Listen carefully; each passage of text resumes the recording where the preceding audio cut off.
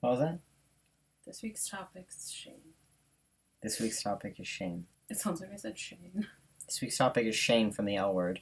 I wish that was this week's topic. That was the topic too. Okay. Although, she's not my favorite. Who's your favorite? What do you think? I don't know. Who's your favorite? Alice? Duh. I like Alice. Tina's my favorite. Who else did I like? Tina's your favorite? I love Tina. I don't know. I just, like, even when she was straight, I just had this, like, soft spot for her. I did not like her when she was straight. Yeah, I didn't like her when she was straight either. Her boyfriend was the tool. They picked, like, the tooliest of the tool bags. Of the tool bags. It's like the Home Depot. The whole tool shed store. I liked Isaac. Who was Isaac? Ivan. Damn it, I was getting that wrong. Ivan. Alright, let's transition into this topic from Ivan, from the L word, to shame. We have another guest topic this week. The videos have been interesting. Have you watched any of the videos this week? No. Okay. It's okay.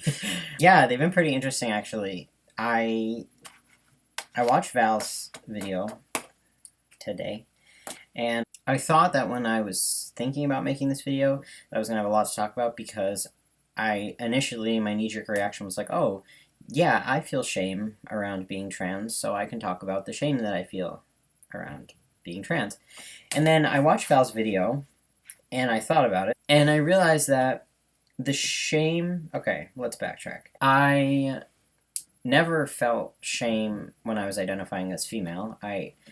Honestly, like he said, I really don't see why you would. I mean, I just never did. That was never even, like, a valid emotion for me. I never even thought that being a female was shameful. It just wasn't for me. I tried it, didn't like it. You know, it's like when your parents make you play a sport when you're a kid, and you try it, and you, like, go to practice, and you're just like, I'm really not feeling this. It's not for me. And then you quit, and you try a new sport. So being trans is my new sport, and it's for me.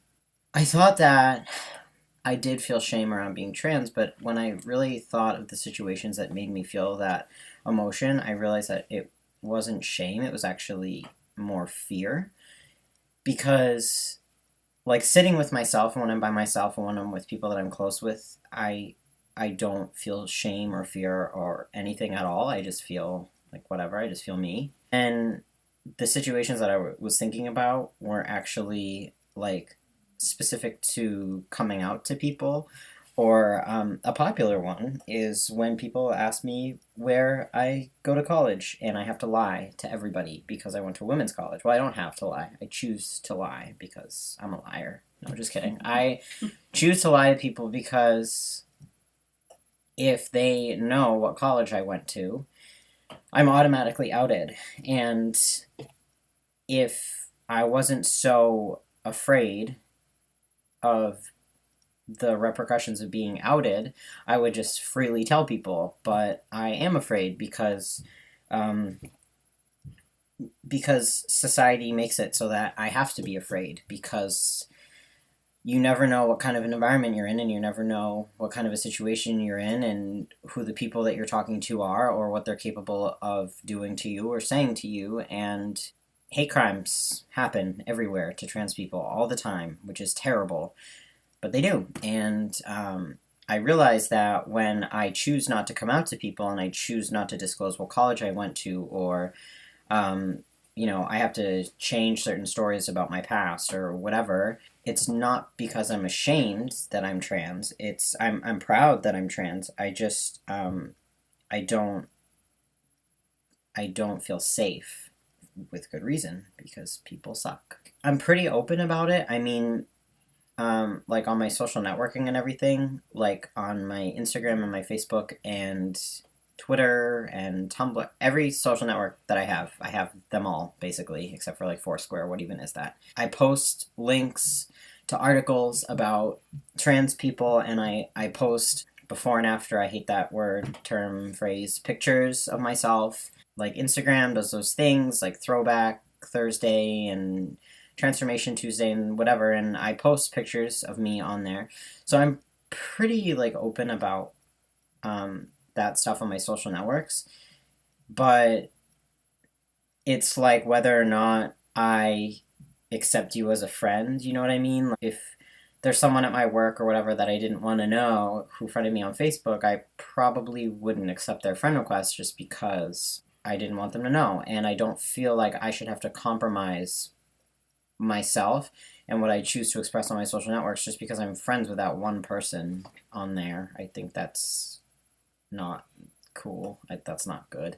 Basically, I realized, which it was kind of a sad realization, that it's not shame, it's fear, which sucks because shame comes within you and it's something that you can like alter and you can work on and you can fix and work towards the goal of being not ashamed of yourself. But yeah, it's fear. So that's not me. That's all y'all. So you should, work on that with your friends. I don't know. I don't have any real solutions for hate crimes. I don't know how to fix those. Yeah, so that was like, a downgrade from shame, I think.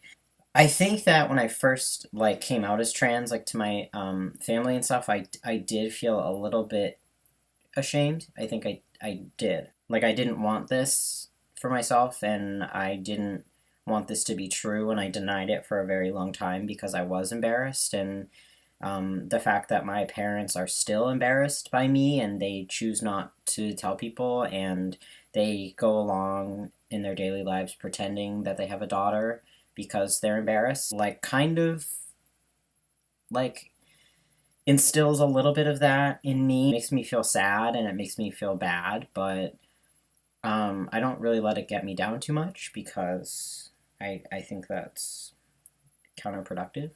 I don't know. I just try to stay positive, I guess. If there are people out there who are feeling ashamed of being trans, I just suggest that you get more involved in the community because there's a lot to be proud about and there's a lot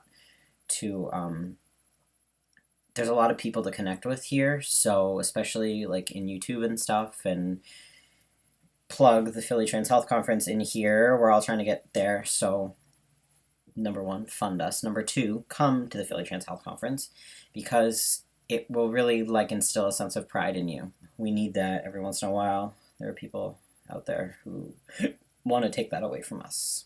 So that sucks. But I think that we should try our best to help each other out and make each other feel good about it and positive about it so that we can try to educate other people to feel good about it. Because most of the world doesn't really feel good about it right now, which kind of sucks. So, yeah. I'm going to link below the link, I don't know, for the Philly Trans Health Conference, personal transition channel, and my social networks that I'm out and open on, as I told you just now. And yeah, so stay tuned for next week, and I'll see you all on Sunday.